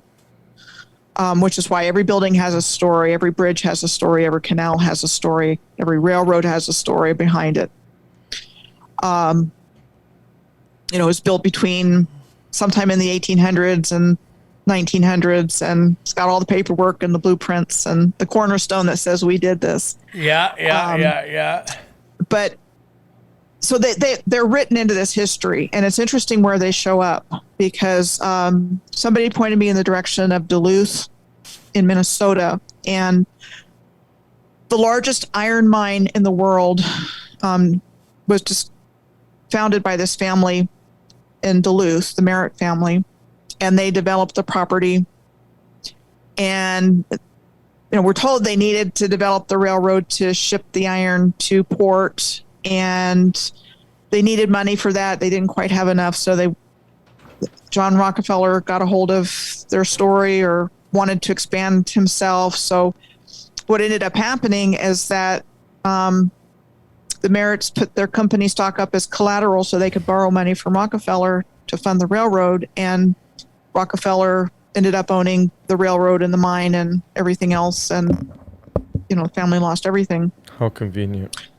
So again, I think the railroads are actually the product of the earlier civilization, but they got restarted by the controllers. And then Rockefeller assumed ownership of the property in 1849. He leased the iron ore companies to Carnegie Steel in 1896. And then by 1901, it was sold to United States Steel because there was a merger of the big steel companies of the day. And that was all financed by J.P. Morgan. And Morgan was involved in mergers of all kinds of big corporate businesses. International Harvester was another one. There was a number of mergers that he was involved in around the turn of the century. And I've done some other research where I've drilled down into the history of some of these financial houses. And Morgan has an interesting one along with some others. Yeah, what are you talking about? What are we talking about? Now, have you ever heard of the Passar family? I have. I don't know a lot about them. I just know I've heard they're like the power behind the throne of a lot of stuff. Don't look into them. Sam ruined his life. Yeah, we can't put them in any kind of. Yeah. One day we did. I mean, I haven't gone there. I probably won't. There's plenty of information without going there. Yeah. But I have looked into some things about the Rothschilds and some of the early financial houses, and it's quite interesting. What is real quickly? What do you think the common theme is with all these financial houses? Oh gosh. Like, is there some dark entities involved? Like, what are your thoughts on that? Yeah, I mean, it's how they got control of everything. They got in the ground floor and they started up all these mega financial houses, starting around the Napoleonic Wars, primarily. Yeah. And, there's still, most of them are still in operation today, and they've pretty much been doing the same kinds of things all that time. So, I mean, it's how they consolidated their control over everything. And that's kind of a good lead into the next thing that I want to talk about. So let me ask you something real quick. So do you think that the 13 families made deals with these entities, and why these 13 families? No, I think they are the entities. Ooh. Oh, snaps. Okay. I think they are the entities, and others made deals with them. Totally. So they start showing up early on in the narrative, and that's one of the reasons I wanted to go ahead and talk about this, is because, you hear about the Louisiana Purchase and the Lewis and Clark expedition. Yeah, Yes. we got fucked. And Mexicans. somebody suggested I look into this, and, what do you know? Lots of stuff comes up. So there was the Louisiana Purchase first, and then the Lewis and Clark expedition to go check it out. Okay. Lots of really interesting nuggets came up in this. But the Louisiana Purchase Treaty was signed on April 30th of 1803, and it was announced on July 4th of 1803. So we got all this land. Lo and behold, who shows up for France negotiating the terms of the Louisiana Purchase Treaty is none other than Pierre Samuel Dupont de Nemours.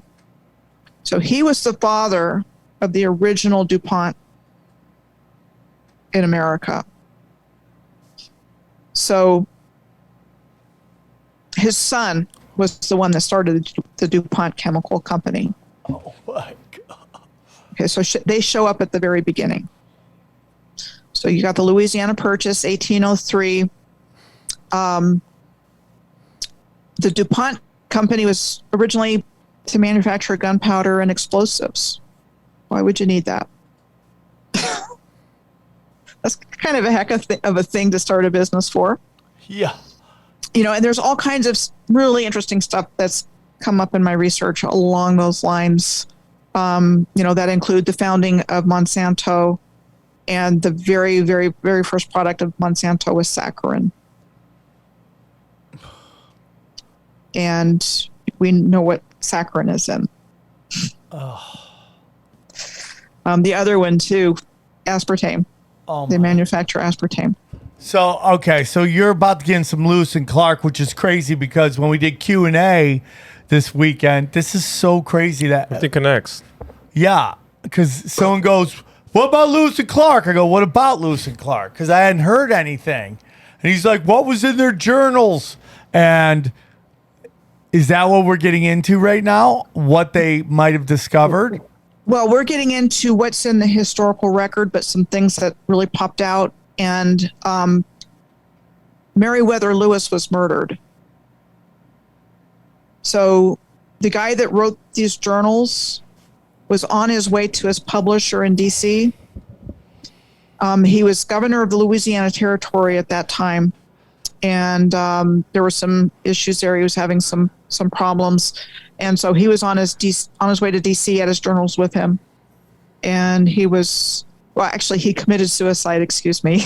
Oh. He committed suicide at Grinders Mill, I think it's in Tennessee. And I saw an episode of America Unearthed years ago, and that was when I first learned that he died under mysterious circumstances. But from what I was reading in the historical record, he did have his journals with him. So whatever was in his original journals, who knows? Oh my God. So the other point that I was going to make was, the DuPont show up here at the Louisiana Purchase, and Lewis and Clark wintered over outside of St. Louis in a place called Camp Dubois, which is at Wood River, which is right here. Cahokia Mounds Park is here, and then St. Louis is here. Okay. Wood River has a number of refineries. So this is where their first wintering was before they started out on their long journey. And there's a refinery here. There's a refinery, Phillips 66 refinery. But long ago, there was a Standard Oil refinery. So Wood River was said to have been founded in 1907 when the John D. Rockefeller Standard Oil Company refinery was established. So here you have Standard Oil and Rockefeller showing up at the location of the actual launch point for Lewis and Clark. Coincidence? Crazy. I think not. And I've got a lot of other examples. He aged horribly, but by the way. Didn't he age horribly? You see him towards the end. I mean, dude, do you want to talk about a predator, a parasite? Yeah. Look at that guy towards the there's- end of his thing. I would love to look into, like, what do they think Lewis and Clark found? A lot of people think they found civilization. they did. What? They did. And it's all been, I mean, we've been the history we've been taught is fabricated. You know, it's a compilation probably of a little of this and a little of that, and maybe some truth here and some truth there. But, you know, if anybody studied this subject, they've heard that one person died the whole way. You ever heard that? Yeah. Yeah, bullshit. Okay. Well, that's what they tell us, and I'm just kind of fast forwarding over some interesting stuff. But so this is this one's in Omaha and this one's in San Francisco. Jeez. Looks similar. Yeah, for sure. They tell us whatever they want. So the guy that died was Sergeant Floyd, and this is his monument. So supposedly the one guy that died of infection or something like that, had an obelisk erected over his gravesite. Oh my God. Now, I think the obelisk was already there. Of course. And they are just incorporated into the new narrative to explain how they got there. Well, I mean, like the narrative of like no one knows what really happened with Titanic. They just gave us a movie, a 4-hour movie of a love story, and they're like, "Yep, that's what happened. That's why I went down." 100%, dude. And it's definitely in the historical record that John Jacob Astor and other bankers that were opposed to the establishment of the Central Reserve were on board. That's really not new information.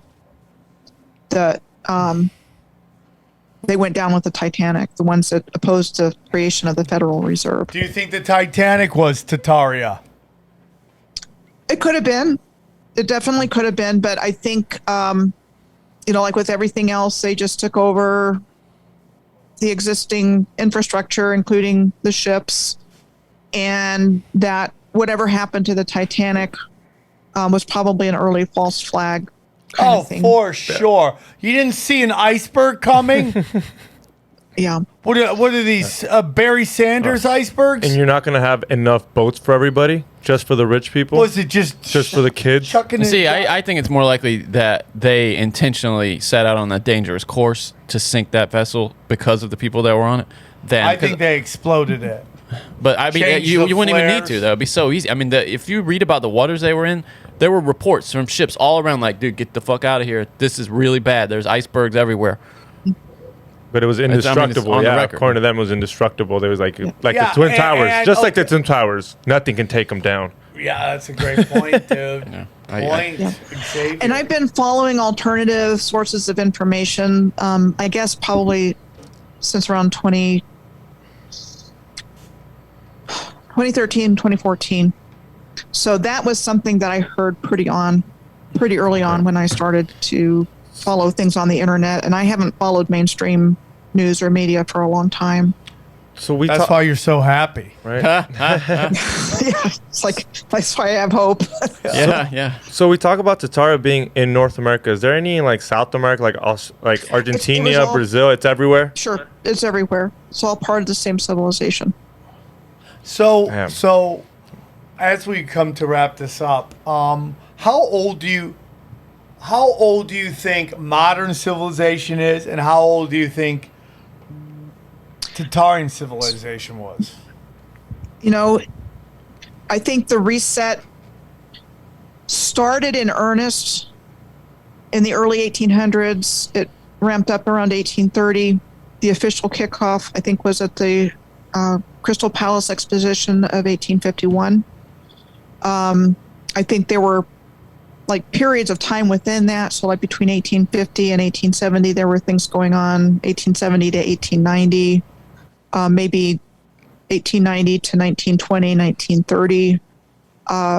They were still putting the game board pieces in place, because I've seen photographs of places like Pittsburgh that was said to have been in like 1910, and it looks like it's being dug out of mud, like the other pictures I showed you. So when exactly things started, it's really hard to say. But I do think a lot, the wars, Civil War, probably the American Revolution, but definitely the Civil War, World War I, World War II, Korean War, Vietnam, those were all covers to destroy this civilization. Oh shit! Oh, whoa, we man. go way deep now. That was a bomb dropped right there. I always thought World War II was about Tataria, and that there were things being done there, but a lot of it was about, let's face it, man. I mean, old Russia They got it hard. could be like the center of Tataria.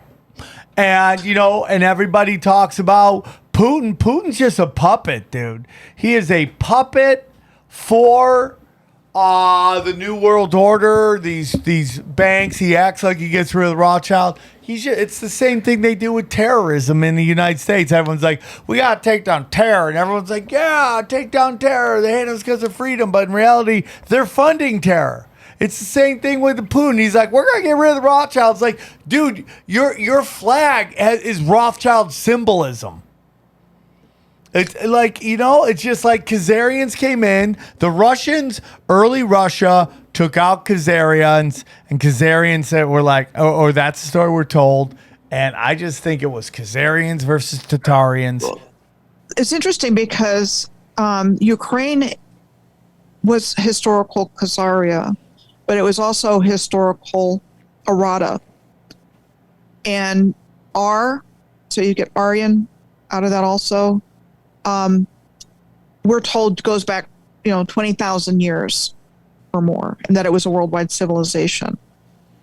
So there's a lot of connections to that historical area of Ukraine, and it's probably why they're so interested in it today. Both the ancient history and the Khazarian history, if there's any truth to what we're told. But the other point that I want to bring in is, from everything that I understand about it, Tartaria was one of many empires within this original civilization that goes back to Mu. But it was all the same. It was integrated. I think they were doing just fine. I think they were master builders, and they weren't at war with each other. And that was what our original human civilization was doing until this hijack came along and turned everything upside down. That it was incredible. I totally 100% believe in all that. I really do. I think that is what really went on. I think the Holocaust was a big part of it, obviously. But for me, man, so much of it is about just, a discovering up of ancient history. Right. And the genocide is off the charts for reals. Not just the Holocaust, but on through our modern history up to the present day. I mean, if you look at what's going on with Planned Parenthood and things like that, that's part of it too. But what we're dealing with on a worldwide thing with the pandemic is also. Oh my God. We live in crazy times. We live in crazy times, but 4 years ago, I did not have hope for a positive outcome, and I do now. So I'm just kind of waiting to see what happens. But I do think. Wait, can you explain? Can you explain why? I don't think it's a done deal that they're going to get away with this. What inspired that change in sentiment? Just kind of watching things happen over the last couple of years, and the people that are corrupt don't want to lose their gravy train, don't want to lose their power. They want to get to their end game, which is total control over us. And there have been some wrenches in that plan. And I'm going to be honest with you. I think it's... Okay, sorry. I cut you off. My apologies. Go on. No. I was just going to say, I mean, honestly, if I did not have a belief that there is something in place to take them down, I would load up my truck and I would go into the desert. I'm with you. I would. Man. I am with you. I have a truck that's filled with food. And I think things are going to get interesting. I think they could very well get worse before they get better, but I do think things are going to get better. And that we have a hope for a future. And I think the cabal's plan was at least 90% of us gone. Damn. And if you look at the Georgia Guidestones, It does say that. I also think like I think the amount of people on this planet isn't as high as they think it is. They're inflating numbers, so we all buy into this global warming crap, this climate change. And if you're like, okay, you want to reduce the population to 500 million, that's a little bit more attainable if you're at 2 billion instead of 7 billion. Where is that number coming from? Because all the other stuff, every time they do numbers, it's an exaggeration of crap. I mean, we were just talking about it. How much land did we see? What were we talking about? How it's not overpopulated? Yeah, I mean, like, dude, we were traveling to Nebraska. We literally ran out of gas We got almost scared. because we went so long without seeing civilization. Cornfields on cornfields on cornfields. It just, I mean, I understand like places like in India where it's like overpopulated, or parts of China where it's overpopulated, but that's done purposefully to get everybody into big cities so everyone goes, oh my God, look how many people there are. That sounds like Agenda 21. Also, along those lines. what inspires fear more than scarcity? You know, this idea, this artificial scarcity is what they use to twist us all up. You know. Well, what I will say is that I would predict, if you will, and I hope I'm right, that it won't take long to figure out what direction things are going in. I would say probably by the end of the year, beginning of next year, we'll have a pretty good idea of what's going on. Yeah, if it's going to be up or not. I think it's gonna be up. I think they're waking up. I think people. I've said this before, man. You know. I think it's in different states, so sorry to cut you off because Gavin Newsom just But got you a haven't recall. even heard what I said. You gotta hear what I say. It's right, okay. go. I've been cutting people off the whole show. I can't get mad at you. But the point of this is that I think authority, like people are starting to wake up that authority is an illusion, and it's only there if it's the emperor's new clothes. Right. Or no clothes. Right, for The sure. emperor has no clothes. Right, 100%. So that is the emperor's new clothes, is no clothes. And that when you walk into a 7-Eleven, right, and you see like some older, overweight security guard, that guy's not there to stop anything. He's there to make you think you're safe and there's law and order in this 7-Eleven. But and like people in Australia are starting to learn this. These cops have been pounding on, beating up everybody from what we're told. Yeah. Right? And now you're seeing videos of these giant mobs just beating up cops because they've realized that, we're allowing this very small group of people to run a very large group of people. Now, going back to what you were saying, there are going to be places where that works. LA, it works because so much, the major industry here is entertainment, right? Even though it is dying, its reach is dying. But in order to get on a program, to get a role on TV, you have to have 90 green lights. And if one person goes, nah, you can't get that gig. So you have to conform, so that no matter how ridiculous they're asking you to bend over, you just bend. How about Chris Rock? Get the vaccine even though he got COVID while he had gotten the vaccine? What He's a sellout. Completely playing that game. Yeah, he's playing that game that you're talking about. He is playing the game. Now, I've been talking about this on stage. Everything's about the game.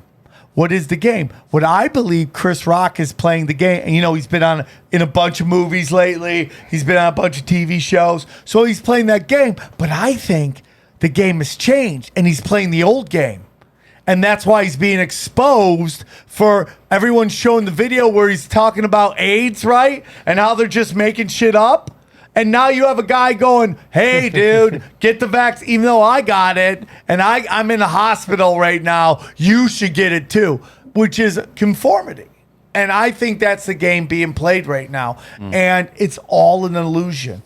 Everything's an illusion. But you are 100% correct that they have completely and utterly wiped out our history.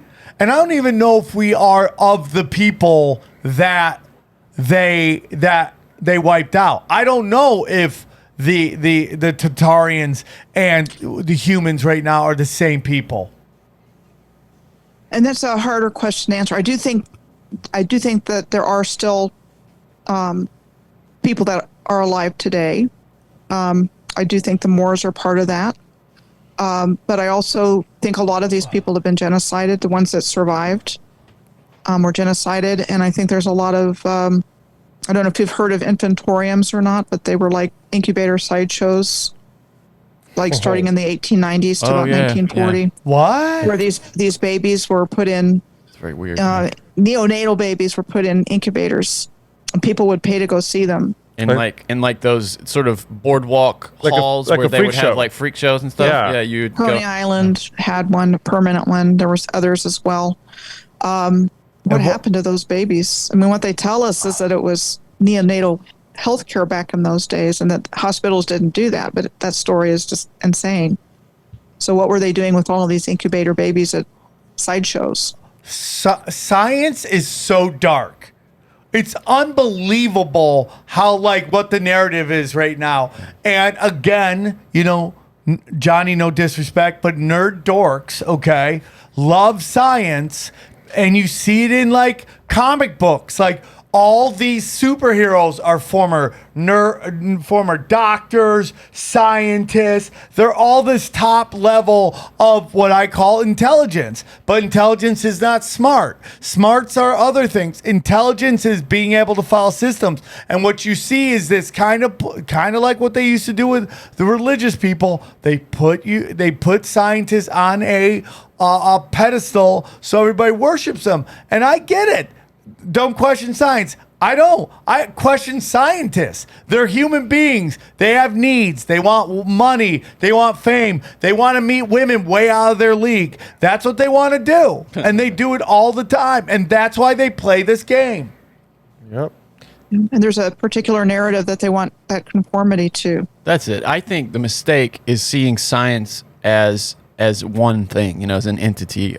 When really there are factions in science, just like any other field. 100%. You know, I mean, there's scientists disagreement.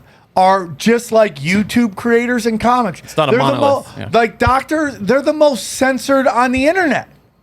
Right now, they are like stand-up comedians trying to do, you know, politically incorrect material, and they're like content creators who are trying to call out the system. They are being censored. I think they're losing. What kind of people went to Jeffrey Epstein Island? Yeah. Okay. Yeah, that's a big thing right there. A lot. How much? A lot of scientists. A lot of people. Well, that pretty much anybody with power. Yeah. I mean, it was a vacuum. You know, I mean, by Hoover. So we And live. the fact that that's more common knowledge is super significant. I You know, do anybody that believe. knows anything about Epstein Island and what was going on there, I mean, that's gotten out through alternative media like big time. So you know, I've heard people say the 1600s time change. You say around 1717.